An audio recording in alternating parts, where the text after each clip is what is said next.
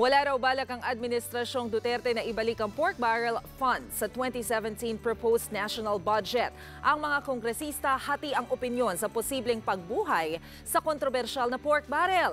Nasa gitna ng aksyon si Bimbo Santos. Giniit ni incoming House Speaker Pantaleon Alvarez na walang pork barrel na matatanggap ang mga kongresista sa ilalim ng Administrasyong Duterte. Lumabas kasi sa ilang pahayagan na pinagsusumiti ng administrasyon ang mga kongresista ng listahan nila ng mga proyekto na aabot sa 80 million pesos para maisama sa 2017 national budget. Alam din daw nilang direktara ng unconstitutional ang pork barrel funds kaya hindi sila susuway sa utos ng Korte Suprema. Tinanggi rin ng mga baguhang kongresista ang pagbabalik ng pork barrel. Alam na rin natin because hindi ba pinagbawal na ang pork barrel, so hindi na siguro babalik yon in its original form. Sa batch namin wala pa. Because I also don't know how will you present that because we all understand dapat wala na yon. Hati naman ang opinion nila sa kalimbuhan ito para pondohan ang kanilang mga proyekto.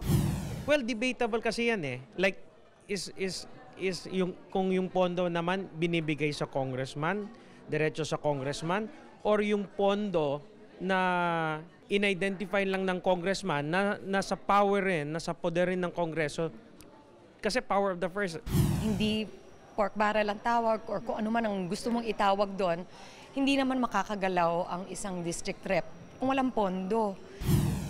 Paglilinaw naman ni Budget Secretary Benjamin Jokno, pinagpapasa niya ang mga mambabatas ng project proposal pero walang sinabing eksaktong halaga para rito. Sa susunod na buwan kasi ay susumite na ng Budget Department ang 3.3 trillion proposed national budget sa Kongreso. Politicians have a responsibility in their respective districts and constituencies. No? So hindi naman siguro masama na they will approach the secretaries or yung mga leader nila sa Congress na pwede bang i-consider nyo ng following projects. No? And we will be open to that. Umaaksyon, Bim Santos, News 5.